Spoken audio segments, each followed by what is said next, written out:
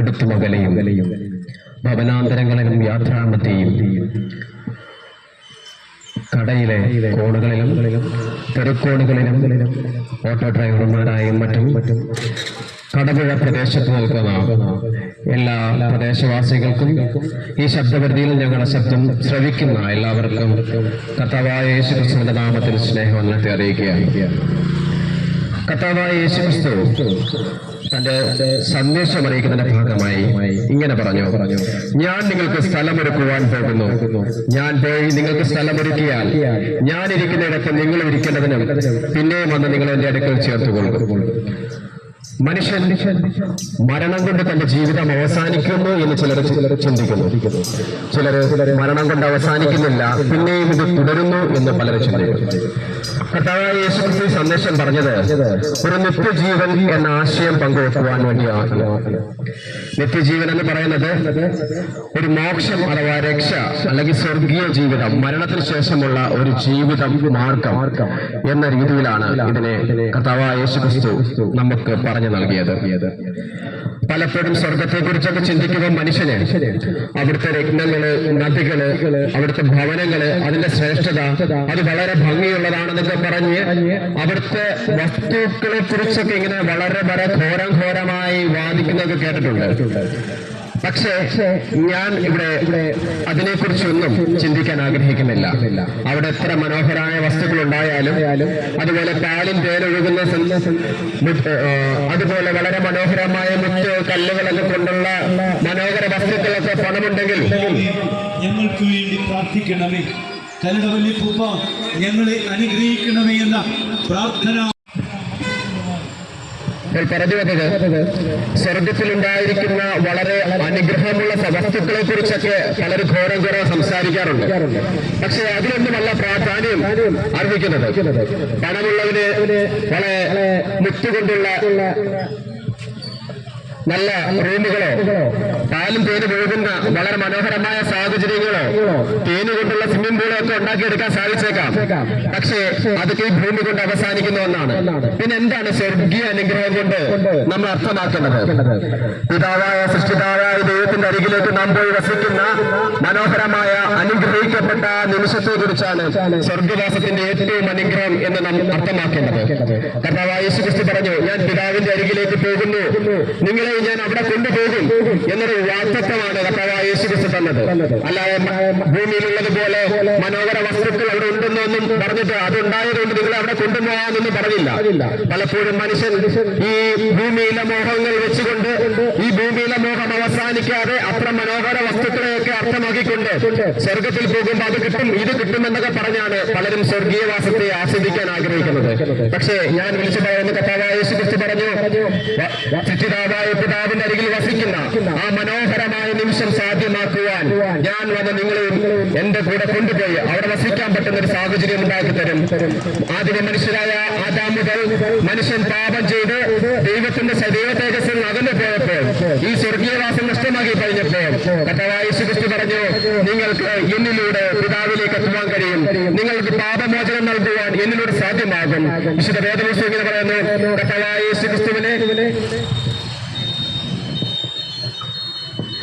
യേശുക്രിസ്തുവിനെ കർത്താവെന്ന് വായിക്കൊണ്ട് ഏറ്റു പറയുകയും ദൈവം അവനെ മരിച്ചവരിൽ ഉയർത്തെഴുന്നേൽപ്പിച്ചു എന്ന് ഹൃദയം കൊണ്ട് വിശ്വസിക്കുകയും ചെയ്യുന്നവർക്ക് രക്ഷ അഥവാ മോക്ഷം പ്രാപിക്കുവാൻ കഴിയും. അവർക്ക് എങ്ങനെ ഈ നിത്യജീവിലേക്ക് പ്രവേശിക്കുവാൻ കഴിയുമെന്ന് വിശുദ്ധ വേദപുസ്തകം പറയുന്നു. കർത്താവായ യേശുക്രിസ്തു പകർന്നു നൽകിയ ഈ മാർഗത്തെ സന്ദേശത്തെയും കുറിച്ച് പ്രധാന ശുശ്രൂഷകൻ ഇവിടെ സംസാരിക്കുന്നതായിരിക്കും. നിങ്ങളേവരെയും ഞങ്ങളുടെ ഈ സ്വർഗീയ സന്ദേശത്തിലേക്ക് സ്വാഗതം ചെയ്യുകയാണ്.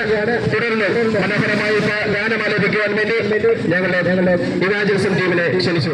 എഴുന്നള്ളും യേശു രാജാവായി കർത്താവായി ഭരണം ചെയ്തിടുവാൻ, ദൈവരാജ്യം നമ്മിൽ സ്ഥാപിതമാക്കാൻ സാത്താന്യ ശക്തിയെ തകർത്തിടുവാൻ. എഴുന്നള്ളും യേശു രാജാവായി കർത്താവായി ഭരണം ചെയ്തിടുവാൻ, ദൈവരാജ്യം നമ്മിൽ സ്ഥാപിതമാക്കാൻ സാത്താന്യ ശക്തിയെ തകർത്തിടുവാൻ.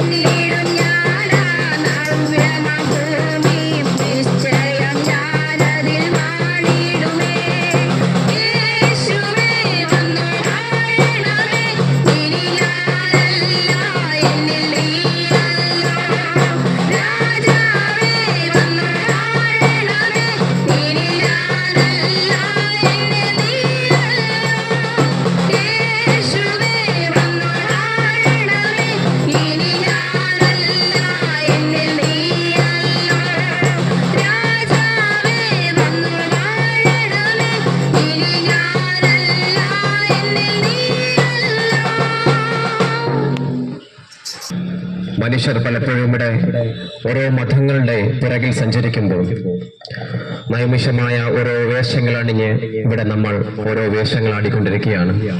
എന്നാൽ യഥാർത്ഥമായ ദൈവമാരെന്നറിയാതെ പലപ്പോഴും മതങ്ങളുടെയും ഓരോ വേഷക്കെട്ടുകളുടെയും പുറകിൽ സഞ്ചരിച്ചുകൊണ്ടിരിക്കുമ്പോൾ ആ ദൈവമാരാണെന്നും മനുഷ്യൻ എങ്ങനെയാണ് ദൈവത്തിന്റെ ശ്രേഷ്ഠതയെക്കുറിച്ച് വർണ്ണിക്കുന്നതെന്നും ദൈവത്തെ ആരാധിക്കുന്നതെന്നും ദൈവത്തിന്റെ പ്രാധാന്യം ഉൾക്കൊള്ളുന്ന ഒരു ഗാനം ആലപിക്കാൻ വേണ്ടി സിസ്റ്റർ ജിനുവിനെയും സിസ്റ്റർ വേണ്ടതയും ക്ഷണിച്ചു.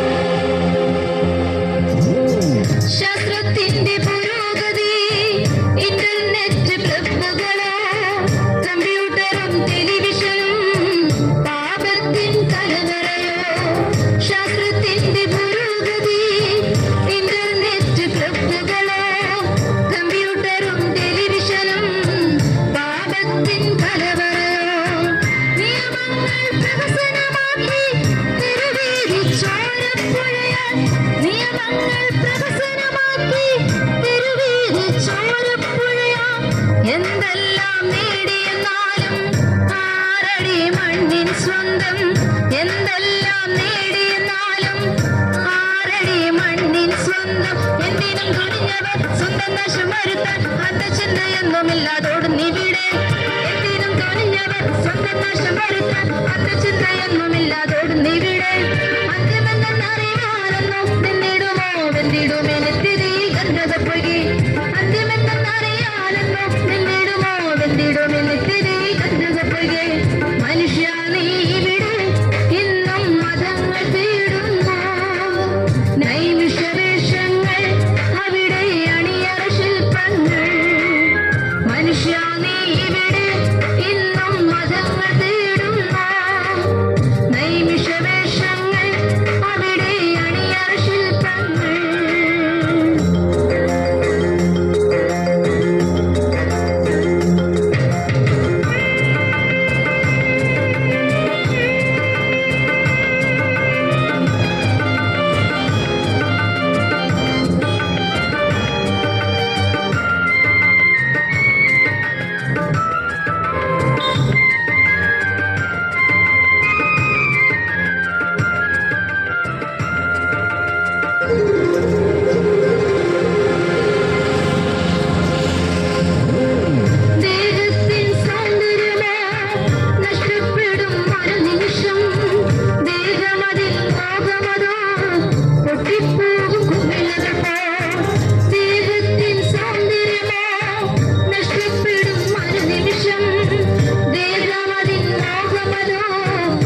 വാടിപ്പോകും വിളകൾ പോൽ കള്ളപ്പണം വെള്ളയതാക്കി ഉള്ളം കയ്യിൽ മലിനതയുണ്ട് കള്ളപ്പണം വെള്ളയതാക്കി ഉള്ളം കയ്യിൽ മലിനതയുണ്ട് പെറ്റമ്മ തൻ ഉദരം പോലും ടെസ്റ്റ് ട്യൂബിനു വഴി മാറിപ്പോയി പെറ്റമ്മ തൻ ഉദരം പോലും ടെസ്റ്റ് ട്യൂബിനു വഴി മാറിപ്പോയി എന്തിനും തുനിഞ്ഞവൻ സ്വന്തം നഷ്ടം വരുത്താൻ അന്ന് ചിന്തയൊന്നുമില്ലാതോടുന്നിവിടെ എന്തിനും തുനിഞ്ഞവൻ സ്വന്തം നഷ്ടം വരുത്താൻ അന്ന് ചിന്തയൊന്നുമില്ലാതോടുന്നിവിടെ അന്ത്യമെന്തെന്നറിയാനൊന്നു നിന്നിടുമോ വെന്തിടുമെന്നിത്തിരി ഗന്ധകുപ്പുകെ അന്ത്യമെന്തെന്നറിയാനൊന്നു നിന്നിടുമോ വെന്തിടുമെന്നിത്തിരി ഗന്ധകുപ്പുകെ മനുഷ്യ നീ ഇവിടെ ഇന്നും മതങ്ങൾ തേടുന്നു നൈമിഷവേഷങ്ങൾ അവിടെ അണിയറ ശില്പങ്ങൾ മനുഷ്യ നീ ഇവിടെ ഇന്നും മതങ്ങൾ തേടുന്നു നൈമിഷവേഷങ്ങൾ അവിടെ അണിയറ ശില്പങ്ങൾ ദൈവമാരെന്ന് അറിയൂ ആരാധനയെന്ത് നിങ്ങൾ ലക്ഷ്യമെന്തെന്ന് അറിയാതെങ്ങോ പോകുന്നു ദൈവമാരെന്ന് അറിയൂ ആരാധനയെന്ത് നിങ്ങൾ ലക്ഷ്യമെന്തെന്ന് അറിയാതെങ്ങോ പോകുന്നു മനുഷ്യ നീ ഇവിടെ ഇന്നും മതങ്ങൾ തേടുന്നു നൈമിഷവേഷങ്ങൾ അവിടെ അണിയറ ശില്പങ്ങൾ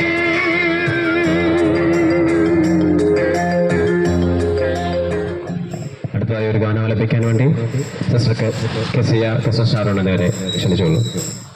ദൈവം നല്ലവൻ എന്നെന്നും നല്ലവൻ ഞാൻ രുചിച്ചറിഞ്ഞു പാടും ദൈവം നല്ലവൻ ഞാൻ രുചിച്ചറിഞ്ഞു പാടും ദൈവം നല്ലവൻ ദൈവം നല്ലവൻ എന്നെന്നും നല്ലവൻ ഞാൻ രുചിച്ചറിഞ്ഞു പാടും ദൈവം നല്ലവൻ ഞാൻ രുചിച്ചറിഞ്ഞു പാടും ദൈവം നല്ലവൻ അവൻ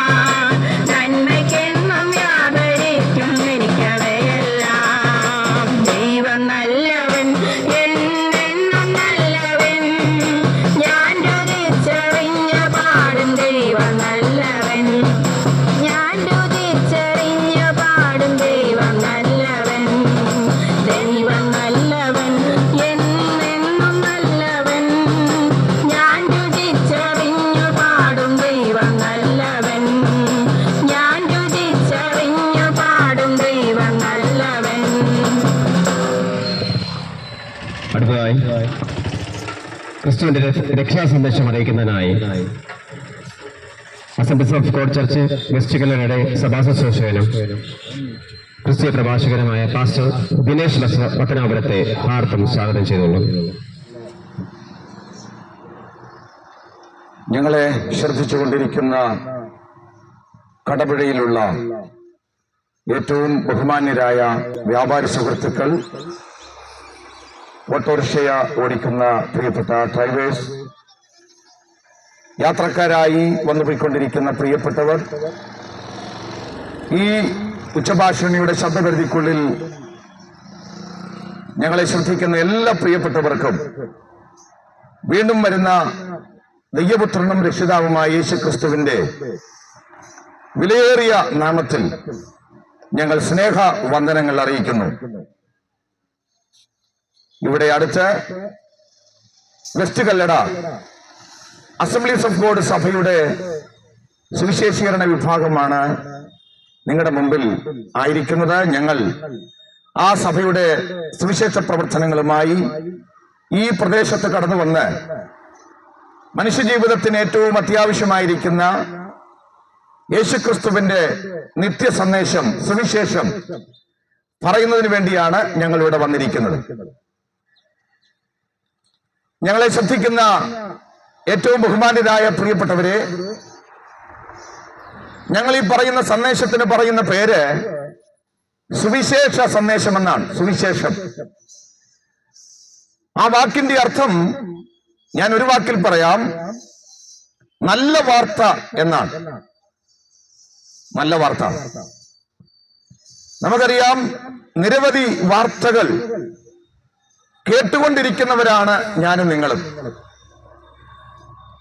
ഈ കഴിഞ്ഞ 2 മാസത്തിനകം നമ്മുടെ ഈ കൊച്ചു സംസ്ഥാനമായ കേരളത്തിൽ നാം കേട്ട വാർത്തകൾ ഞെട്ടിപ്പിക്കുന്ന വാർത്തകളാണ്.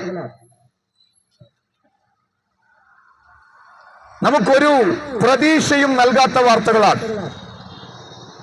എന്റെ ദൈവമേ, ഇങ്ങനെ ഒരു കാലത്താണോ ഞങ്ങൾ ജീവിക്കുന്നതെന്നോർത്ത് പരിതപിക്കുന്ന വാർത്തകളാണ് നമ്മൾ കേട്ടത്. പ്രിയപ്പെട്ട സുഹൃത്തുക്കളെ, ആ വാർത്തകളെല്ലാം ഞാൻ നിങ്ങളോട് വിശദീകരിക്കുന്നില്ല, നിങ്ങൾക്ക് തന്നെ അറിയാം.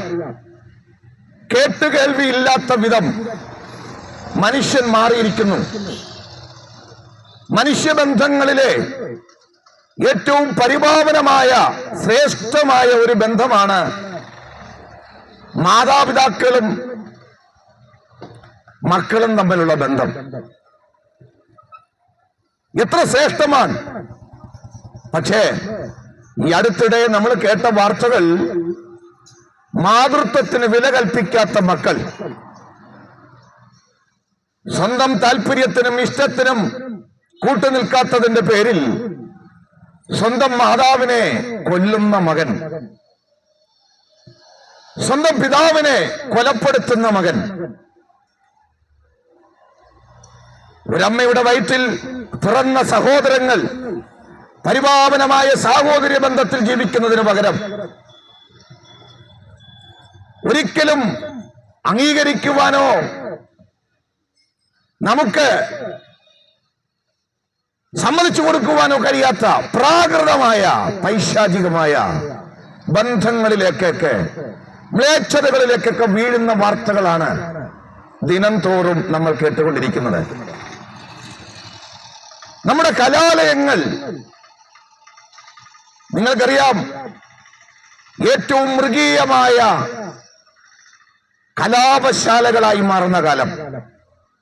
ഈ കഴിഞ്ഞ ദിവസം കേരളത്തിലൊക്കെ കത്തിപ്പടർന്നു നിൽക്കുന്ന കോട്ടയത്തെ ഗവൺമെന്റ് നഴ്സിംഗ് കോളേജിലെ ക്രൂരമായ റാഗിങ്ങിന്റെ ചിത്രം മനസ്സ് മരവിപ്പിക്കുന്ന ആ വീഡിയോ കടപടയിലുള്ള എല്ലാ പ്രിയപ്പെട്ടവരെ കണ്ടു കാണാനാണ് സാധ്യത. എന്റെ പ്രിയപ്പെട്ടവരെ, കേൾക്കുന്ന വാർത്തകളൊന്നും സന്തോഷത്തിന്റെ വാർത്തയല്ല. അതാണ് ഞാൻ പറഞ്ഞുകൊണ്ട് വരുന്നത്. വാർത്ത കേൾക്കാൻ തന്നെ ആളുകൾക്ക് ഭയമാ. നമ്മുടെ കുഞ്ഞുങ്ങളോടൊപ്പം വാർത്ത കേൾക്കാൻ പറ്റുകയില്ല. കാരണം വരുന്ന വാർത്തകൾ അത്ര മ്ലേച്ഛമാണ്. കൊലപാതകത്തിന്റെയും വ്യഭിചാരത്തിന്റെയും തെറ്റായ ജീവിതത്തിന്റെയും ഒക്കെ വാർത്തകൾ കേട്ട് മനസ്സും മരവിച്ച് തകർന്ന് ദൈവത്തിന്റെ സ്വന്തം നാടെന്നറിയപ്പെടുന്ന ഈ കൊച്ചു കേരളം തകർന്നു നിൽക്കുന്ന ചിത്രം കണ്ട് എല്ലാവരും നെടുവേർപ്പെടുകയാണ്. എന്താണ് നമ്മുടെ ഈ നാടിന് പറ്റിയത്? പ്രിയപ്പെട്ടവരെ, കേരളം എന്ന് പറയുന്ന ഈ സംസ്ഥാനം ഏറ്റവും അനുഗ്രഹിക്കപ്പെട്ട ഒരു സംസ്ഥാനമാണ്. ഇത്രയും നല്ല ഭൂപ്രകൃതിയുള്ള ഒരു സംസ്ഥാനം ഇന്ത്യയിൽ വേറെയില്ല. മാത്രമല്ല, ഇന്ത്യ മഹാരാജ്യത്തിൽ ഏറ്റവും കൂടുതൽ വിദ്യാഭ്യാസമുള്ളവർ, സാക്ഷരതയുള്ളവർ ഈ കൊച്ചു കേരളത്തിലാണ്. എല്ലാവർക്കും എഴുതാനും വായിക്കാനുമുള്ള വിദ്യാഭ്യാസമെങ്കിലും കുറഞ്ഞ പക്ഷമുണ്ട്. നമുക്കറിയാം, നമ്മുടെ ഉന്നത വിദ്യാഭ്യാസ മേഖലയൊക്കെ ഒത്തിരി വളർന്നിരിക്കുകയാണ്. ഡോക്ടർമാരും എഞ്ചിനീയർമാരും IT പ്രൊഫഷണലുകൾ ഉൾപ്പെടെ വിദ്യാഭ്യാസ രംഗത്ത് ഉന്നതമായ നിലയിൽ നിൽക്കുന്നവരാണ്. രാജ്യത്തുള്ള ഏത് വലിയ കമ്പനികൾ നോക്കിയാലും, ലോകത്തെവിടെ നോക്കിയാലും അവിടെയെല്ലാം അതിന്റെ തലപ്പത്തോ അല്ലെങ്കിൽ ഏറ്റവും ഉന്നതമായ സ്ഥലത്തൊരു മലയാളി കാണാം. ഇതിന്റെ കാരണം എന്താണെന്നറിയാമോ? നമ്മുടെ സംസ്ഥാനം വിദ്യാഭ്യാസപരമായി ഏറ്റവും ഉന്നതമായ നിലയിലാണ് എന്നാണ് അത് വിളിച്ചു പറയുന്നത്. ഈ ഉന്നതമായ നിലയിൽ ജീവിക്കുന്ന ഈ കൊച്ചു കേരളത്തിന്റെ അവസ്ഥയാണ് ഞാൻ നിങ്ങളോട് പറഞ്ഞത്. വിദ്യാഭ്യാസം കൂടിയത് കൊണ്ട്, സാമ്പത്തികമായി ഉണ്ടായതുകൊണ്ട് ഏറ്റവും മെച്ചമായി ജീവിക്കുമെന്ന് പ്രതീക്ഷിച്ചിരുന്ന കേരളത്തിലെ ജനം, കേരളത്തിലെ തലമുറ ഇപ്പോഴിതാ മദ്യത്തിനും മയക്കുമരുന്നിനും അടിമകളായി ജീവിതം തകർത്തുകൊണ്ടിരിക്കുന്ന വാർത്തകൾ നാം കാണുകയാണ്. ഇന്ത്യ മഹാരാജ്യത്തിലെ മദ്യ ഉൽപാദനത്തിൽ, അതിന്റെ ഉപഭോഗത്തിൽ ഈ കൊച്ചു സംസ്ഥാനമാണ് പ്രിയപ്പെട്ടവരെ ഏറ്റവും കൂടുതൽ. നമ്മുടെ പുരുഷന്മാരിൽ ബഹുഭൂരിപക്ഷവും മദ്യപാനികളാണെന്ന് പറഞ്ഞാൽ കണക്ക് പ്രകാരം ഒരു 21% മദ്യപാനികളാണ്. അവരുടെ ഒരു 12% ഒരിക്കലും തിരിച്ചു വരാൻ പറ്റാത്ത നിലയിൽ മദ്യത്തിന്റെ ആസക്തിയിൽ ജീവിക്കുന്നവരാ. ഇനി ഒരിക്കലും ആർക്കും രക്ഷിക്കാൻ പറ്റാതെ വണ്ണം മദ്യം തേടി ഓടുന്ന യാത്രയിലാണ്. എന്നെ ശ്രദ്ധിക്കുന്ന പ്രിയപ്പെട്ടവരെ, ഈ മദ്യവും ഈ മയക്കുമരുന്നുകളും ഒക്കെ നമ്മുടെ നാടിനെ വല്ലാതെ തകർത്ത് കളഞ്ഞു. ഇപ്പോഴ് മദ്യത്തെക്കാൾ കൂടുതൽ മയക്കുമരുന്നാണ് ആളുകൾ ഉപയോഗിക്കുന്നത്. പുറമെ നോക്കിയാൽ ഒരു കുഴപ്പവും കാണില്ല, പക്ഷേ ആളിന്റെ സ്വഭാവം മാറുന്നത് എപ്പോഴാണെന്നറിയില്ല. അതുകൊണ്ടാ പെട്ടെന്നുണ്ടാകുന്ന ദേഷ്യത്തിൽ ആളുകളെ കൊല്ലാൻ മടിക്കാത്ത നിലയിൽ മയക്കുമരുന്നിന്റെ വല്ലാത്ത സ്വാധീനം നമ്മുടെ സംസ്ഥാനത്ത് വർദ്ധിച്ചിരിക്കുന്നു. എന്താ സംഭവിച്ചത്? നമ്മുടെ കേരള സംസ്ഥാനമാണ് ഇന്ത്യ മഹാരാജ്യത്തിലെ ഏറ്റവും കൂടുതൽ ആത്മഹത്യ നടക്കുന്ന സംസ്ഥാനം. വിദ്യാഭ്യാസമില്ലാത്തത് കൊണ്ടാണോ? പണമില്ലാത്തത് കൊണ്ടാണോ? സൗകര്യങ്ങളില്ലാത്തത് കൊണ്ടാണോ? അല്ല, മനുഷ്യൻ എന്തോ ഒരു തകരാറ് പറ്റിയിരിക്കുന്നു. നമ്മുടെ നാട്ടിൽ വിവാഹം എന്ന് പറയുന്നത് ഏറ്റവും പവിത്രമായി കരുതിയിരുന്ന നാടാണ്. എന്റെ പ്രിയപ്പെട്ടവരെ, ഞാൻ നിങ്ങളോട് പറയാം, ഇന്ത്യ മഹാരാജ്യത്തിൽ ഏറ്റവും കൂടുതൽ വിവാഹമോചനം നടക്കുന്നത് നമ്മുടെ ഈ കൊച്ചു കേരളത്തിലാണ്. ഏതാണ്ട് 10,000-ലധികം കേസുകൾ ഓരോ മാസവും വിവാഹമോചന കേസുകൾ നമ്മുടെ കോടതികളിൽ രജിസ്റ്റർ ചെയ്യുകയാണ്. എന്താ ഞാൻ ഈ പറഞ്ഞതിന്റെ അർത്ഥം? നമ്മുടെ സംസ്ഥാനം വല്ലാതെ മാറിയിരിക്കുന്നു. ആളുകൾ മാറിയിരിക്കുന്നു. പരസ്പര സ്നേഹമില്ല, സഹകരണമില്ല, ബന്ധങ്ങൾ തകർന്നിരിക്കുന്നു. ഇതിന്റെ എല്ലാം പിന്നിൽ എന്താണ് കാരണം? ഇതിൽ നിന്ന് നമുക്ക് എങ്ങനെ പുറത്തു വരാൻ പറ്റും? അതാണ് ഞങ്ങളെ നിങ്ങളുടെ അടുക്കൽ ഇന്ന് കൊണ്ടുവന്നിരിക്കുന്നത്. ആളുകൾ ഇങ്ങനെ തകരുവാൻ, ആളുകൾ ഇങ്ങനെ തകർച്ചയിലേക്ക് പോകാൻ കാരണം ദൈവമില്ലാത്തവരായി മനുഷ്യൻ മാറിയിരിക്കുന്നു. മനുഷ്യൻ ഇന്ന് ദൈവവിശ്വാസം കുറഞ്ഞിരിക്കുകയാണ്. ദൈവത്തെ അന്വേഷിക്കുന്ന തലമുറയില്ല. ബൈബിൾ പറയുന്നു, ദൈവത്തെ അന്വേഷിക്കുന്ന ബുദ്ധിമാൻ ഉണ്ടോ എന്ന് നോക്കുവാൻ ദൈവം സ്വർഗത്തിൽ നിന്ന് മനുഷ്യരെ നോക്കുകയാണ്. എന്റെ പ്രിയപ്പെട്ടവരെ, മനുഷ്യൻ ഇത്ര മയക്കുമരുന്നിലേക്കും മദ്യത്തിലേക്കും ഒക്കെ പോകുന്നതിന്റെ യഥാർത്ഥ കാരണം ഞാൻ നിങ്ങളോട് പറയാം. നിങ്ങൾ ഈ മദ്യപിക്കുന്നവരോടും മയക്കുമരുന്നിന് അടിമകളായവരോടൊക്കെ പറഞ്ഞാൽ അവര് പറയുന്ന ഒരു കാര്യമുണ്ട്: സമാധാനമില്ലാത്തത് കൊണ്ടാണ് ഞങ്ങൾ മദ്യപിക്കുന്നത്. വീട്ടിലോട്ട് ചെന്നാൽ സ്വസ്ഥതയില്ല, അല്ലെ? ജീവിതത്തിലെ പ്രയാസങ്ങളാ, സാമ്പത്തിക തകർച്ചകളാ. ഇതിൽ നിന്ന് അല്പസമയം ഒരു മോചനം കിട്ടാൻ ഞാൻ അല്പം മദ്യപിക്കുന്നു, അല്ലെ? സമാധാനമില്ലാതെ സ്വസ്ഥതയില്ലാത്തതിന്റെ പേരിലാ പലരും മദ്യപിക്കുന്നത്. ചിലരെ സംബന്ധിച്ചിടത്തോളം ബന്ധങ്ങൾ തകരുന്നതാ പലരും മദ്യപാനത്തിലേക്കും മയക്കുമരുന്നിലേക്കും ഒക്കെ പോകാൻ കാരണം. എനിക്കാരുമില്ല, എന്നെ സ്നേഹിക്കാൻ ആരുമില്ല, എന്നോടൊരു നല്ല വാക്ക് പറയാൻ ആളില്ല. എന്റെ പ്രിയപ്പെട്ടവരെ, ഞാൻ നിങ്ങളോട് പറയാം, ഇങ്ങനെ മനുഷ്യന്റെ ഏകാന്തതയും മനുഷ്യ ജീവിതത്തിലെ പ്രശ്നങ്ങളും സാമ്പത്തിക തകർച്ചകളും കുടുംബ ബന്ധങ്ങളിലെ തകർച്ചകളുമൊക്കെ മനുഷ്യനെ ഇത്തരം ആസക്തിയിലേക്ക് തള്ളിവിടുമ്പോൾ എനിക്ക് നിങ്ങളോട് പറയാനൊരു കാര്യമുണ്ട്. ഈ ആസക്തികളിൽ നിന്നും ഈ പ്രതിസന്ധികളിൽ നിന്നും നിങ്ങളെ മോചിപ്പിക്കുവാൻ ഇന്ന് ഞങ്ങൾ ഇവിടെ പ്രസംഗിക്കുന്ന യേശു ക്രിസ്തുവിന് മാത്രമേ കഴിയുകയുള്ളൂ എന്ന പരമമായ സത്യം ഞാൻ നിങ്ങളോട് പറയുകയാണ്. ഞാൻ ഈ വാക്ക് പറയുമ്പോ നിങ്ങളൊരു വെച്ച് ചോദിച്ചേക്കാം, പാസ്റ്ററെ, യേശുക്രിസ്തുവിന് മാത്രമേ ഇങ്ങനെ ഞങ്ങളെ ഇതിൽ നിന്നൊക്കെ മോചിപ്പിക്കാൻ കഴിയൂ എന്ന് താങ്കൾ പറയാനുള്ള കാരണം എന്താ?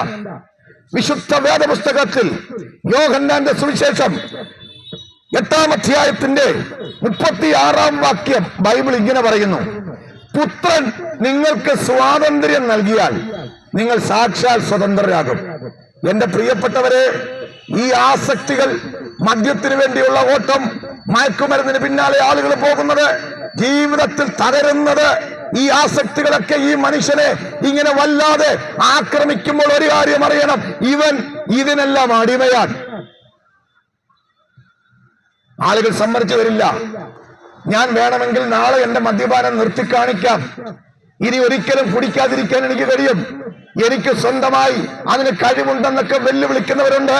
ഞാൻ അവരോട് വിളിച്ചു പറയട്ടെ, 100 കണക്കാളുകളുടെ സാക്ഷ്യമാ.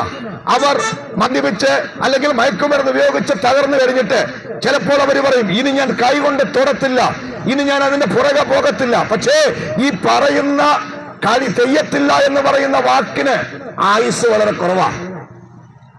ചില മിനിറ്റുകൾ കഴിയുമ്പോ, ചില മണിക്കൂറുകൾ കഴിയുമ്പോ, അല്ലേ, ഇവർക്ക് വീണ്ടും ആ മദ്യം ആവശ്യമായി വരും, ആ മയക്കുമരുന്നിലേക്ക് ഇവർ പോകും. അതിന്, അല്ലെ, ശാസ്ത്രം പറയുന്നവര് ആസക്തി എന്ന ഈ ആസക്തി, ഈ അഡിഷൻ അകത്തുള്ളത് കൊണ്ട് മനുഷ്യൻ പിന്നെയും, അല്ലെ, ഇതിനു വേണ്ടി പോകുന്നത്. എന്റെ പ്രിയപ്പെട്ടവരെ, വിശുദ്ധ ബൈബിള് പറയുന്നു ഇതിന്റെ അടിസ്ഥാന കാരണം പാപമാണ്. പാപം മനുഷ്യനെ ഇത്തരം ആസക്തികളിലേക്ക് നയിക്കുന്നതാ. പാപം മനുഷ്യനെ അടിമയാക്കുന്നതാ. മദ്യപാനത്തിന്റെ അടിസ്ഥാന പ്രശ്നമെന്താ? ദൈവം മനുഷ്യന് നൽകിയിരിക്കുന്ന, ദൈവം വസിക്കാൻ ആഗ്രഹിക്കുന്ന ശരീരത്തെ തകർക്കുന്നതാണ് ഈ മദ്യപാനവും മയക്കുമരുന്നും ഇതെല്ലാം. അപ്പൊ ശരിക്കും പറഞ്ഞാൽ ദൈവം നമുക്ക് നൽകിയ ഏറ്റവും വിലപ്പെട്ട നമ്മുടെ ഈ ശരീരത്തെ നാം നശിപ്പിക്കാൻ തുടങ്ങുന്നത് ദൈവത്തോട് ചെയ്യുന്ന ഏറ്റവും വലിയ പാപമാണ്. എന്റെ പ്രിയപ്പെട്ടവരെ, ഈ പാപം നമ്മുടെ അകത്ത് വന്ന് ഈ ആസക്തികളെല്ലാം വന്ന് ജീവിതത്തിൽ ഒരിക്കലും രക്ഷപ്പെടാൻ പറ്റാതെ ഇനി എന്നെ ആര് രക്ഷിക്കും, ആരെന്നെ വിടുവിക്കും, മനുഷ്യൻ നിലവിളിക്കുകയാണ്. അവിടെയാണ് വിശുദ്ധ വേദപുസ്തകം യേശുക്രിസ്തുവിന്റെ പ്രസക്തി വിളിച്ചു പറയുന്നത്. ദൈവപുത്രനായ യേശു ഈ ഭൂമിയിലേക്ക് വന്ന് മനുഷ്യരാശിയോട് വിളിച്ചു പറഞ്ഞു, ഞാൻ നിങ്ങൾക്ക് സ്വാതന്ത്ര്യം നൽകുന്ന ദൈവമാ. പുത്രൻ നിങ്ങൾക്ക് സ്വാതന്ത്ര്യം നൽകിയാൽ നിങ്ങൾ സാക്ഷാൽ സ്വതന്ത്രരാകും. എന്റെ പ്രിയപ്പെട്ടവരെ, ഞങ്ങൾ ഈ തെരുവിൽ വന്ന് ഈ വചനം എന്ന് പറയുന്നത് എന്തുകൊണ്ടെന്നറിയാമോ? കർത്താവായ യേശുക്രിസ്തുവിന്റെ അടുക്കൽ നിങ്ങളൊന്ന് വന്ന്, യേശുവേ, എന്റെ ഈ മദ്യപാനത്തിന്റെ ആസക്തിയിൽ നിന്ന്, ഈ മയക്കുമരുന്നിന്റെ ഉപയോഗത്തിൽ നിന്ന്, പാപപ്രവൃത്തിയിൽ നിന്ന്, തിന്മയിൽ നിന്ന് എനിക്കൊരു മോചനം തരണമെന്ന് നിങ്ങൾ ആത്മാർത്ഥമായി പ്രാർത്ഥിച്ചാൽ, ഞാൻ ധൈര്യത്തോടെ വിളിച്ചു പറയുന്നു, യേശുക്രിസ്തു നിങ്ങളെ ഈ ആസക്തിയിൽ നിന്ന് സ്വാതന്ത്ര്യം നൽകി. ഇന്ന് വരെ നിങ്ങൾ ജീവിച്ചിട്ടില്ലാത്ത ഒരു പുതുജീവിതം തരാൻ നിങ്ങൾക്ക് കഴിയും. യേശുവിനത് കഴിയും. അതിന് ഞങ്ങൾ എല്ലാവരും സാക്ഷികളാണ്. ഞങ്ങളുടെ ജീവിതത്തിലും ദൈവത്തെ അറിയാതെ ജീവിച്ച് പാപത്തിനടിമകളായി അശുദ്ധിയിൽ ജീവിച്ചൊരു കാലമുണ്ടായിരുന്നു. ഞങ്ങളെ രക്ഷിക്കാൻ ആരുമില്ലായിരുന്നു. പക്ഷേ ഞങ്ങൾ യേശു ക്രിസ്തുവിന്റെ അടുക്കൽ വന്ന് നസ്രയനായ യേശുവിനോട് പറഞ്ഞ, യേശുവേ, ഈ പാപത്തിൽ നിന്ന്, ഈ പാപ സ്വഭാവത്തിൽ നിന്ന്, ഈ അശുദ്ധ ജീവിതത്തിൽ നിന്ന് ഞങ്ങളെ ഒന്ന് വിടുവിക്കണമെന്ന് പറഞ്ഞപ്പോൾ യേശു ഞങ്ങൾക്ക് സ്വാതന്ത്ര്യം നൽകി. അതാ വിശുദ്ധ വേദപുസ്തകം പറയുന്നത്, യേശു പുത്രൻ നിങ്ങൾക്ക് സ്വാതന്ത്ര്യം നൽകിയാൽ നിങ്ങൾ സാക്ഷാൽ സ്വതന്ത്രരാകും. എന്നെ ശ്രദ്ധിക്കുന്ന പ്രിയപ്പെട്ടവരെ, മനുഷ്യന് ഈ ആസക്തികളിലേക്ക് പോകാൻ, അശുദ്ധിയിലേക്ക് പോകാൻ, സ്വന്തം അമ്മയെ തിരിച്ചറിയാതെ, അപ്പനെ മനസ്സിലാക്കാതെ, സ്വന്തം സഹോദരനെയും സഹോദരിയെയും മനസ്സിലാക്കാതെ ഇങ്ങനെ അധാർമികമായ ജീവിതം നയിക്കുന്നതിന് വേദപുസ്തകം പറയുന്നത് മനുഷ്യൻ പാപത്തിനടിമയായതുകൊണ്ടാണ്. അതാണ് ഞാൻ പറഞ്ഞത്, യേശു നമ്മെ പാപത്തിൽ നിന്ന് സ്വതന്ത്രമാക്കുന്നവനാ. യേശു ഒരാളെ സ്വതന്ത്രമാക്കുന്നു എന്ന് പറഞ്ഞാൽ എങ്ങനെയാണെന്ന് ഞാൻ നിങ്ങളെ വിശദീകരിക്കാം. എനിക്കറിയാം, ലോകത്തിലുള്ള എല്ലാ മതങ്ങളും ഒരുപോലെ വിളിച്ചു പറയുന്ന ഒരു കാര്യമുണ്ട്, മനുഷ്യൻ പാപിയാണ്, മനുഷ്യന്റെ അകത്ത് തിന്മയുണ്ട്. ബൈബിളും അത് തന്നെയാ പറയുന്നത്. ഒരു വ്യത്യാസവുമില്ല. എല്ലാവരും പാപം ചെയ്ത് ദൈവ തേജസ്സില്ലാത്തവരായി. മനുഷ്യൻ ഈ അധർമ്മമൊക്കെ പ്രവർത്തിക്കുന്നതിന്റെ മൂല കാരണമെന്ന് പറയുന്നത് മനുഷ്യന്റെ ഉള്ളിൽ നിന്ന് ദൈവത്തിന്റെ തേജസ് നഷ്ടമായി. ദൈവം മനുഷ്യനെ അവന്റെ സ്വരൂപത്തിലും സാദൃശ്യത്തിലും സൃഷ്ടിച്ചതാ. പക്ഷേ മനുഷ്യൻ പാപം ചെയ്തപ്പോ ദൈവത്തിന്റെ തേജസ് പോയി.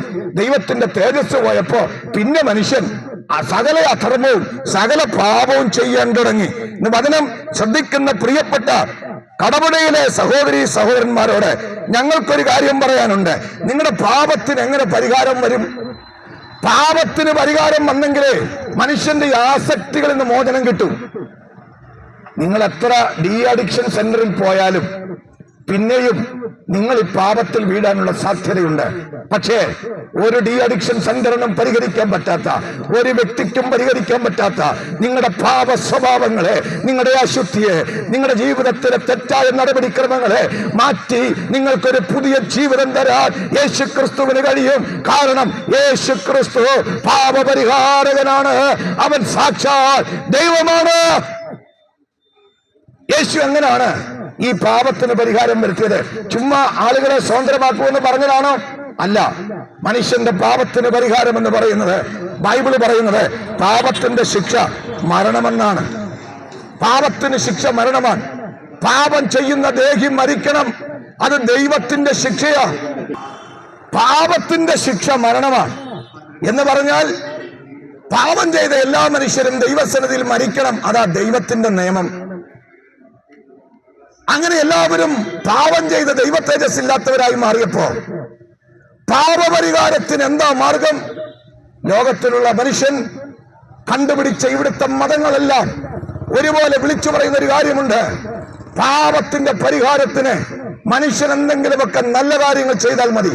പക്ഷെ വിശുദ്ധ ബൈബിള് പറയുന്നു, മനുഷ്യൻ ചെയ്യുന്ന എത്ര നല്ല കാര്യമാണെങ്കിലും അത് ദൈവത്തിന് മുമ്പാകെ വിലയില്ലാത്തതാണ്. എന്റെ പ്രിയപ്പെട്ടവരെ, നാം എത്ര നല്ല കാര്യം ചെയ്താലും നമ്മുടെ പാപം പരിഹരിക്കപ്പെടത്തില്ല.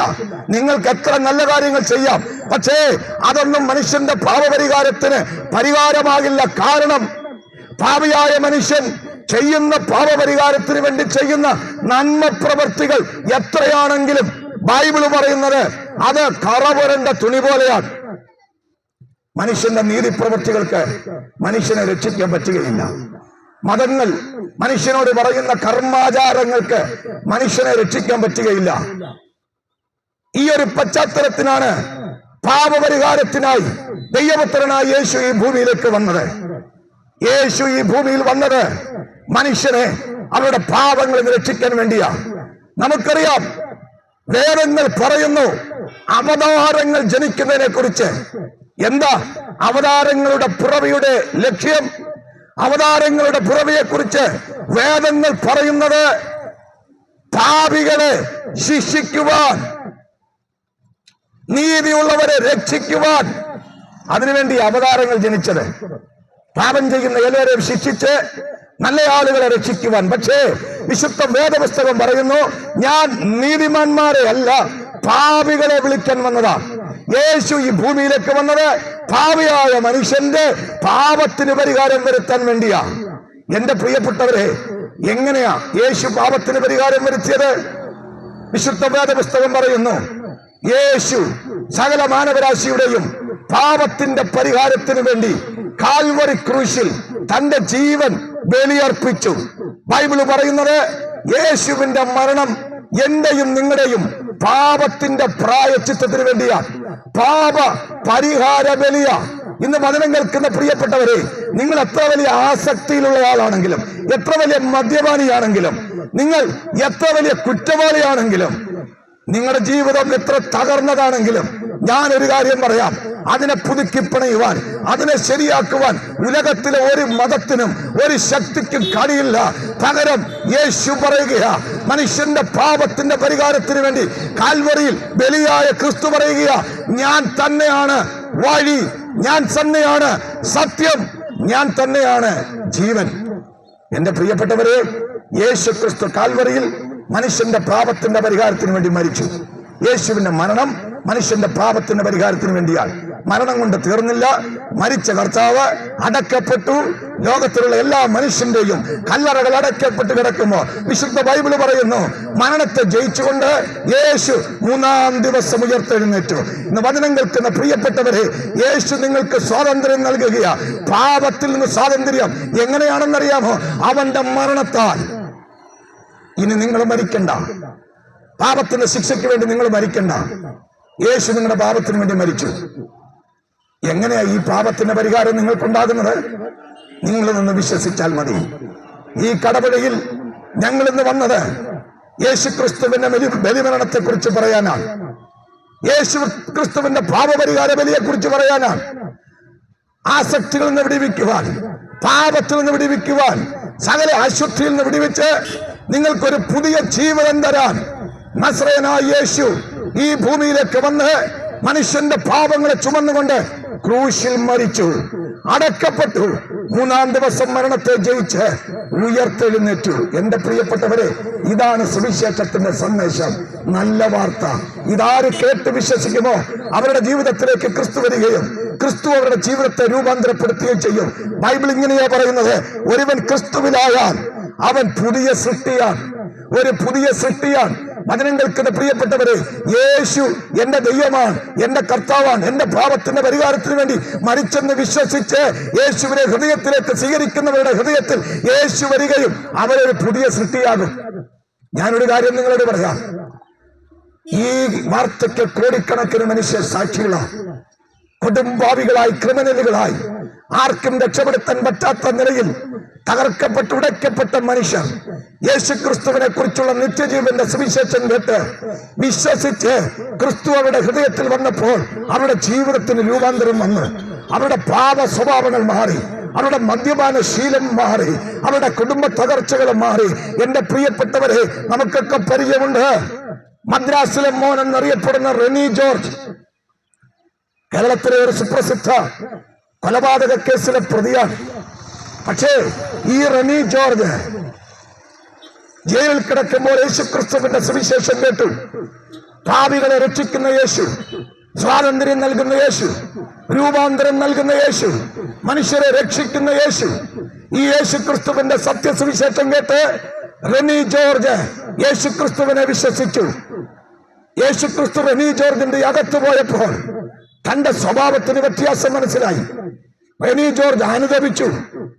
ഇന്ത്യയിലെ ശിക്ഷാ നിയമങ്ങൾക്കോ കോടതിക്കോ ആളുകളെ മാറ്റാൻ പറ്റില്ല. നമുക്ക് തെളിവാ. ചെറിയ കുറ്റം ചെയ്തിട്ട് ജയിലിൽ പോകുന്നവരെ നമുക്കറിയാം. കുറച്ചു നാൾ കഴിഞ്ഞ് അവര് പുറത്തിറങ്ങി വരും, ഇല്ലേ? കൊടും കുറ്റവാളികളായി. ശിക്ഷകൾക്കോ രാജ്യത്തിലെ നിയമങ്ങൾ കൊണ്ടോ ഒരു മനുഷ്യനെ രൂപാന്തരപ്പെടുത്താൻ പറ്റുകയില്ല. പക്ഷെ ഞങ്ങൾ ഉറപ്പിച്ച് ഈ കടപുടയിൽ ശക്തിയോടെ പറയുന്നു, ഒരു വ്യക്തിക്കും രൂപാന്തരപ്പെടുത്താൻ പറ്റാത്ത, ഒരു നിയമങ്ങൾക്കും മാറ്റാൻ പറ്റാത്ത, ഒരു ശിക്ഷയ്ക്കും മാറ്റാൻ പറ്റാത്ത വ്യക്തികൾക്ക് യേശുക്രിസ്തു വ്യത്യാസം നൽകും. Praise the Lord. യേശുക്രിസ്തുവിന്റെ സുവിശേഷത്തിന് ശക്തിയുണ്ട്. യേശുക്രിസ്തുവിനെ ഉള്ളത്തിൽ സ്വീകരിക്കുന്നവരുടെ ഹൃദയത്തിൽ ഈ മാറ്റം വരും. എന്നെ കേൾക്കുന്ന പ്രിയപ്പെട്ടവരെ, കൊലപാതകമാകട്ടെ, വ്യഭിചാരമാകട്ടെ, മദ്യപാനമാകട്ടെ, ആസക്തികളാകട്ടെ, ഇതിന്റെ എല്ലാം ഉറവിടം ഹൃദയമല്ലേ? ഹൃദയത്തിനകത്തല്ലേ മാറ്റം വരേണ്ടത്? ആർക്കാ ഹൃദയത്തിന് മാറ്റം വരുത്താൻ പറ്റുന്നത്? ഞാൻ പറയാം, യേശുക്രിസ്തുവിന് മാത്രം. യേശുക്രിസ്തു ഹൃദയത്തിനകത്തേക്ക് വന്നാൽ നിങ്ങളുടെ പാപ സ്വഭാവങ്ങൾക്ക് വ്യത്യാസം വരും. നിങ്ങളുടെ തകർന്ന കുടുംബങ്ങളെ യേശുക്രിസ്തു പണിയും. പ്രത്യാശയില്ലാത്ത നിങ്ങളുടെ ജീവിതത്തിന് യേശുക്രിസ്തു പ്രത്യാശ നൽകും. മത്തായി സുവിശേഷം 11:28 യേശു ഇങ്ങനെ പറഞ്ഞു, അധ്വാനിക്കുന്നവരും ഭാരം ചുമക്കുന്നവരുമായുള്ളവരെ, നിങ്ങളെല്ലാവരും എന്റെ അടുക്കൽ വരുവീൻ, ഞാൻ നിങ്ങളെ ആശ്വസിപ്പിക്കും. ആശ്വാസമില്ലാത്തത് കൊണ്ടല്ലേ പലരും മദ്യപിക്കുന്നത്? ഒരു നല്ല വാക്ക് പറയാൻ ആളില്ലാത്തത് കൊണ്ടല്ലേ ആളുകളുടെ ജീവിതം തകരുന്നത്? പക്ഷെ ഞാൻ നിങ്ങളോട് പറയാം, നിങ്ങളുടെ ഹൃദയത്തെ ആശ്വസിപ്പിക്കുന്ന ഒരു കർത്താവ്. ഞങ്ങൾ പ്രസംഗിക്കുന്ന യേശു മരിച്ചും മൺമറഞ്ഞു പോയ ഒരാളല്ല, ഇന്നും ജീവിക്കുന്ന ജീവനുള്ള ദൈവമാ. നിങ്ങൾ ഏത് ജാതിയിലോ ഏത് മതത്തിലോ ഏത് വ്യക്തിയോ ആയിക്കൊള്ളട്ടെ, ഒരു വാക്ക് ഹൃദയത്തിൽ വിശ്വസിച്ച് യേശുവേ ഞാനെങ്കിൽ വിശ്വസിക്കുന്നു, അങ്ങന്റെ ഹൃദയത്തിൽ നിന്ന് വരണമേ, എനിക്കൊരു സമാധാനം തരണമേ, എനിക്കൊരു സ്വസ്ഥത തരണമേ, എനിക്കൊരു ആശ്വാസം തരണമെന്ന് പ്രാർത്ഥിച്ചാൽ ഹൃദയത്തിനകത്തേക്ക് ഇറങ്ങി വരുന്നവനാണ് യേശുക്രിസ്തു. ഇത് ഞങ്ങൾ അനുഭവിക്കുന്ന സത്യമാണ്. 10,000-കണക്കിന് മനുഷ്യർ അനുഭവിക്കുന്നതാ. തകർന്ന കുടുംബ ബന്ധങ്ങളെ പണിയുവാൻ യേശുവിന് മാത്രമേ കഴിയൂ.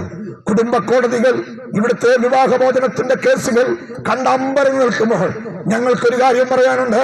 ഭാര്യയും ഭർത്താവും എങ്ങനെ ജീവിക്കണമെന്ന് യേശു പഠിപ്പിക്കുന്ന കർത്താവാണ്. മക്കൾ അമ്മയമ്മപ്പന്മാരോട് എങ്ങനെ പെരുമാറണമെന്ന് യേശു പഠിപ്പിച്ചിട്ടുണ്ട്. അമ്മയപ്പന്മാർ മക്കളോട് എങ്ങനെ ഇടപെടണമെന്ന് യേശുവിന്റെ അടുക്കൽ വന്നാൽ അറിയാൻ പറ്റും.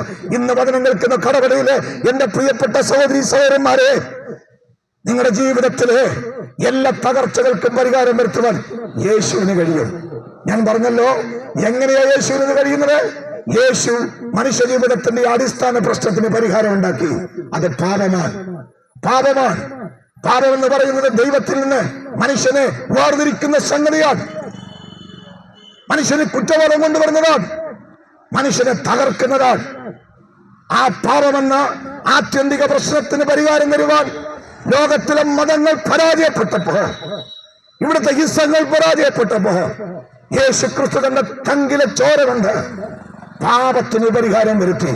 അവിടുത്തെ കാൽവരിയിലെ മരണത്തിലൂടെ ദൈവം ഇങ്ങനെ പ്രഖ്യാപിച്ചു, ഇനി പാപങ്ങൾക്കിനി ശിക്ഷയില്ല, പാപങ്ങൾക്കിനി ആരും സൽക്കർമ്മങ്ങൾ ചെയ്യണ്ട. യേശുക്രിസ്തുവിനെ നോക്കി വിശ്വസിക്കുന്നവർക്ക്, അവന്റെ മരണത്തിൽ വിശ്വസിക്കുന്നവർക്ക് ബൈബിൾ പറയുന്നു, യേശുവിന്റെ പുണ്യാഹരക്തം സകല പാപവും പോക്കി നമ്മെ ശുദ്ധീകരിക്കും. എന്റെ പ്രിയപ്പെട്ടവരെ, ഞാൻ എന്റെ വാക്കുകൾ ഇവിടെ അവസാനിപ്പിക്കുകയാണ്. ഒരേ ഒരു ദൂത്, ജീവിതത്തിലെ സകല പ്രശ്നങ്ങൾക്കും പരിഹാരം യേശുക്രിസ്തു. കുടുംബ ബന്ധങ്ങളുടെ തകർച്ചയ്ക്ക് പരിഹാരം യേശു മാത്രമാണ്. മദ്യപാനത്തിന്റെ ആസക്തിയിൽ നിന്ന് മോചനം വേണോ?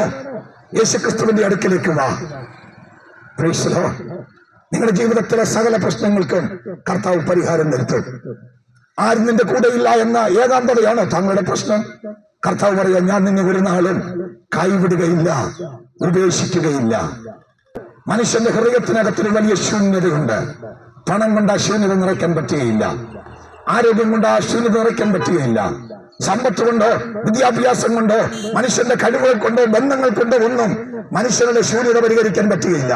അത് പരിഹരിക്കണമെങ്കിൽ സാക്ഷാൽ ദൈവമായ യേശുക്രിസ്തു ഉള്ളിലേക്ക് വരണം. എന്റെ പ്രിയപ്പെട്ടവരെ, ഞങ്ങൾ ഈ കവറിൽ നിന്ന് പ്രസംഗിക്കുമ്പോൾ ഇത് കേവലം ഒരു വാചക കസർത്തോ പ്രസംഗമോ അല്ല, അതിനപ്പുറം ഞങ്ങൾ അനുഭവിക്കുന്ന സത്യമാണ്. ഞങ്ങൾക്ക് ഈ സത്യം അനുഭവിക്കാം. ഞങ്ങളുടെ ഉള്ളിൽ യേശു ഉള്ളത് കൊണ്ട്, ആ കർത്താവ് ഞങ്ങളുടെ അകത്തുള്ളത് കൊണ്ട് ഞങ്ങൾ സന്തോഷത്തോടെ ഇരിക്കുന്നു. ഒരു കാര്യം ഇവിടെ പറഞ്ഞ് അവസാനിപ്പിക്കാം. ഈ ലോകത്തിൽ നമ്മുടെ ജീവിതം താൽക്കാലികമാണ്. മരണം കൊണ്ട് അവസാനിക്കുന്ന കേവലമായ ഒരു ജീവിതമാണ് നമുക്ക്. പക്ഷേ മരണത്തിനപ്പുറം ഒരു ജീവിതമുണ്ട്. യേശുക്രിസ്തു പറഞ്ഞു, എന്നിൽ വിശ്വസിക്കുന്നവൻ മരിച്ചാലും ജീവിക്കും. എന്റെ പ്രിയപ്പെട്ടവരെ, മരണത്തിനപ്പുറമുള്ള ഒരു ജീവിതമുണ്ടെന്ന് ഞങ്ങൾ പറയാൻ കാരണം, മരണത്തെ ജയിച്ച യേശുക്രിസ്തു ഉയർത്തെഴുന്നേറ്റതോടെ ഇങ്ങനെ പ്രഖ്യാപിച്ചു, എന്നിൽ വിശ്വസിക്കുന്ന വിശ്വസിക്കുന്നവൻ മരിച്ചാലും ജീവിക്കും. ഒരു സ്വർഗമുണ്ട്. എന്റെ പ്രിയപ്പെട്ടവരെ, യേശുക്രിസ്തുവിനെ വിശ്വസിച്ച് പാപമോചനം പ്രാപിച്ചിരുന്നവർക്ക് ദൈവത്തോടൊപ്പമുള്ള ഒരു നിത്യരാജ്യമുണ്ട്.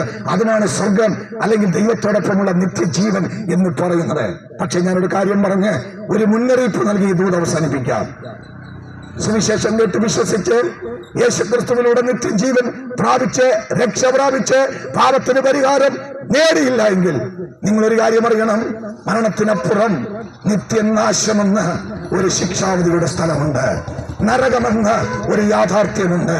ദൈവത്തിന് അകന്നുള്ള ഒരു ജീവിതമുണ്ട്. ആ ദുരന്തപൂർണമായ ജീവിതത്തിലേക്ക് കടപിടയിൽ ആരും പോകാതെ യേശുക്രിസ്തുവിലൂടെയുള്ള നിത്യ രക്ഷയെത്തെടുത്ത് നിത്യരാജ്യത്തിലേക്ക്, ദൈവിക ഭവനത്തിലേക്ക്, നിത്യ സ്വർഗത്തിലേക്ക്, നിത്യജീവനിലേക്ക് വരുവാൻ പരിശുദ്ധാത്മാവ് നിങ്ങളെല്ലാവരെയും സഹായിക്കട്ടെ എന്ന് പറഞ്ഞുകൊണ്ട് ഞാൻ എന്റെ വാക്കുകളെ ചെറുക്കുന്നു. കർത്താവ് നിങ്ങളെല്ലാവരെയും അനുഗ്രഹിക്കുമാറാകട്ടെ. Thank you. അനുഗ്രഹിക്കപ്പെട്ട രക്ഷാസുവിശേഷം അറിയിച്ച പാസ്റ്റർ ദിനേശ് പത്തനാപുരത്തുള്ള നന്ദി അറിയിച്ചുകൊള്ളുകയാണ്. അടുത്ത ഒരു ഗാനം ആലപിക്കാൻ വേണ്ടി സിസ്റ്റർ ജിനു ഷാരോൺ എന്ന് ക്ഷണിച്ചു. എന്റെ പുരയ്ക്കകത്തു വരാൻ ഞാൻ പോരാത്തവനാണേ, എന്റെ കൂടെ നിൽപ്പാനും ഞാൻ പോരാത്തവനാണേ. എന്റെ പുരയ്ക്കകത്തു വരാൻ ഞാൻ പോരാത്തവനാണേ, എന്റെ കൂടെ നിൽപ്പാനും ഞാൻ പോരാത്തവനാണേ. ഒരു വാക്ക് മതി, എനിക്കത് മതിയേ. ഒരു വാക്ക് മതി, എനിക്കത് മതിയേ. ഒരു വാക്ക് മതി,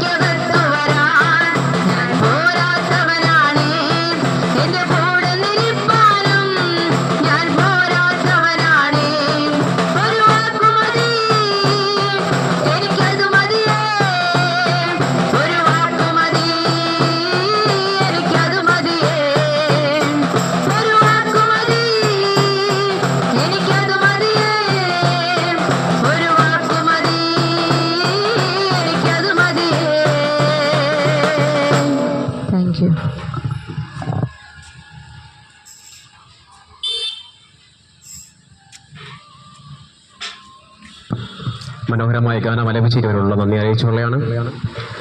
ഇത്ര നേരം ഈ ശബ്ദപരിധിക്കുള്ളിൽ ഞങ്ങളെ ശ്രമിച്ച എല്ലാവർക്കുള്ള നന്ദി അറിയിച്ചുകൊള്ളുകയാണ്. അതോടൊപ്പം തന്നെ കൂടുതൽ യേശുക്രിസ്തുവിനെ കുറിച്ച് അറിയുവാനും പ്രാർത്ഥന മറ്റാവശ്യങ്ങൾ എന്തുണ്ടെങ്കിലും വെസ്റ്റേലുടെ AG സഭയുടെ പാഴ്സനയിൽ താമസിക്കുന്ന പ്രിയ പാസ്റ്റർ ദിനേശ് പത്തനാപുരം ഫാമിലിയോട് താമസിക്കുന്നുണ്ട്. നിങ്ങൾക്ക് ഏത് സമയവും അവരെ സമീപിക്കാവുന്നതാണ്. പ്രാർത്ഥന ആവശ്യങ്ങൾ, അതുപോലെ യേശുക്രിസ്തുവിനെ കുറിച്ച് കൂടുതൽ അറിയുവാൻ മറ്റെന്ത് ആവശ്യങ്ങളുണ്ടെങ്കിലും അവിടെ നിങ്ങൾക്ക് സമീപിക്കാവുന്നതാണ്. അതോടൊപ്പം തന്നെ എല്ലാ ഞായറാഴ്ചയും രാവിലെ 10 മണി മുതൽ 12:30 വരെ അവിടെ വിശുദ്ധ ആരാധന ഉണ്ടായിരിക്കുന്നതാണ്. വെള്ളിയാഴ്ച ദിവസങ്ങൾ 11 മണി മുതൽ 1 മണി വരെ ഉപവാസ പ്രാർത്ഥന. യേശുക്രിസ്തുവിന്റെ ശിഷ്യത്വത്തെ കുറിച്ച് പഠിപ്പിക്കുന്ന വചന ക്ലാസ് വെള്ളിയാഴ്ച വൈകിട്ട് 7 മണി മുതൽ 8:30 വരെ ഉണ്ടായിരിക്കുന്നതാണ്.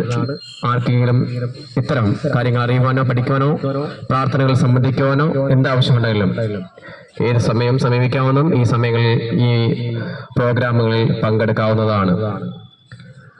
ഇത്ര നേരം ഞങ്ങളെ ശ്രമിച്ച എല്ലാവരോടും നന്ദി അറിയിക്കുന്നു. കർത്താവ് യേശുക്രിസ്തുവിന്റെ രക്ഷ എല്ലാവരെയും സ്വതന്ത്രരാകട്ടെ. Thank you.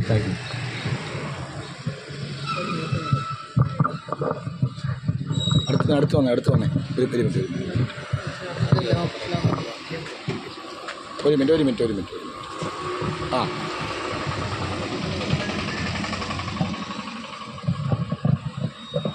യേശുക്രിസ്തു പാപികളെ രക്ഷിക്കുന്നു. യേശുക്രിസ്തു രോഗികളെ സൗഖ്യമാക്കുന്നു. യേശുക്രിസ്തു പരിശുദ്ധാത്മാവിനെ ദാനമായി നൽകുന്നു. യേശുക്രിസ്തു രാജാവായി വേഗം വരുന്നു. യേശുവിനെ എതിരേൽപ്പാൻ ഒരുങ്ങിക്കൊള്ളുക. Hallelujah, hallelujah, hallelujah.